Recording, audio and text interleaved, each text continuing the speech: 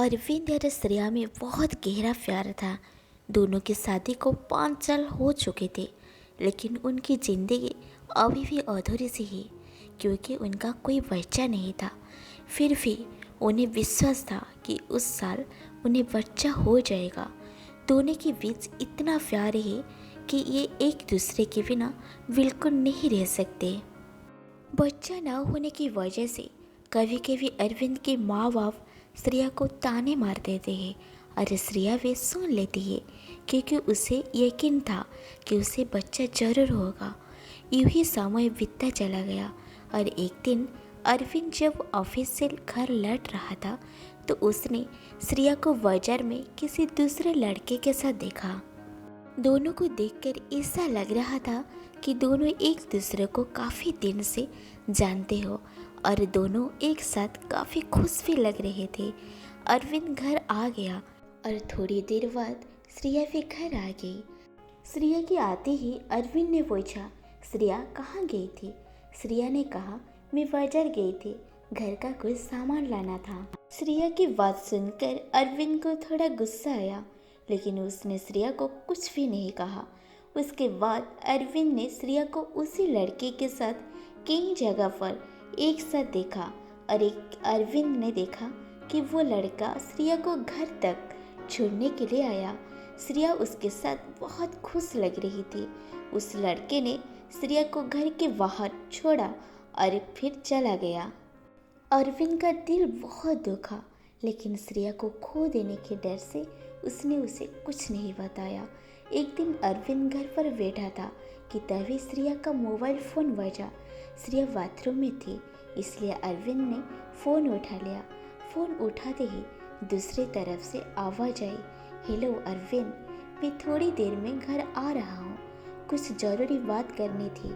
इतना कहकर उस लड़के ने फ़ोन काट दिया। अब अरविंद ने सोचने लगा कि उस आदमी को उसका नाम कैसे पता।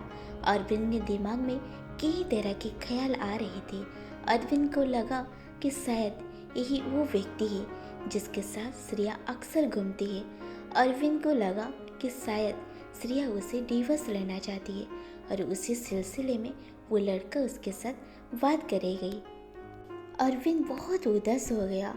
वो अपनी शादी को टूटने नहीं देना चाहता था, लेकिन श्रेया ने धोखा दिया। उसे कुछ भी समझ नहीं आ रहा था। अरविंद जैसे अपने पत्नी को खोने के डर से घबरा गया था। वो ही जमीन पर गिर गया। इतने में श्रेया वो बाथरूम से बाहर आई और उसने पूछा, क्या हुआ तुम्हें? तुम ठीक तो हो? अरविंद ने श्रेया को धक्का दिया और वो गिर गई। उसका सिर पास में रखा टेबल पर लगा। श्रेया को हरकत नहीं कर रही थी। कांपते हुए हाथों से अरविंद ने श्रेया को अपनी बाहों में उठाया और देखा कि उसके सिर पर बहुत गहरी चोट लगी है, जिसकी वजह से श्रेया बेहोश हो गई। तभी अरविंद की नज़र श्रेया के हाथों में पकड़े हुए एक एनवलप पर पड़ी। अरविंद ने एनवलप खोला तो उसे लिखा था, डियर अरविंद, मैं तुम्हें कई दिनों से बताना चाहती थी, लेकिन सोचा कि तुम्हें सरप्राइज़ दूँ। मैं पिछले कुछ दिनों से अपने इलाज के लिए एक डॉक्टर के पास गई थी और वो डॉक्टर मेरे ही कजिन था जो बचपन में विदेश चला गया था। उसने मेरी ट्रीटमेंट शुरू किया और अब मैं 2 महीने प्रेग्नेंट हूँ। आज मैंने उसे कजिन को अपने घर बुलाया है खाने के लिए। तुम उसे मिलकर बहुत खुश रहोगी। तभी दरवाजे की घंटी बजती है और अरविंद दौड़कर दरवाज़ा खोलता है। दरवाजे पर श्रेया का वही कजिन खड़ा था और वो कहता है, अरविंद, मैं धीरज हूँ, श्रेया का भाई, कैसे हो तुम? तभी धीरज की नज़र श्रेया पर पड़ती है जो खून से सनी हुई जमीन पर पड़ती थी। धीरज जल्दी से श्रेया को इलाज के लिए ले जाता है और वहाँ श्रेया कोमा में चली जाती है। श्रेया अपने बच्चे को भी खो देती है। अरविंद अपना सिर पकड़कर श्रेया के पैरों पर बैठा जैसे कि वो माफ़ी मांगना चाहता है, लेकिन श्रेया अभी भी कोमा में था। एक छोटी सी गलतफहमी ने अरविंद और श्रेया के रिश्ते में भूचाल ला दिया। गहरे रिश्ते में किसी भी नतीजे से पहुंचने से पहले अपने पार्टनर से बात जरूर करनी चाहिए।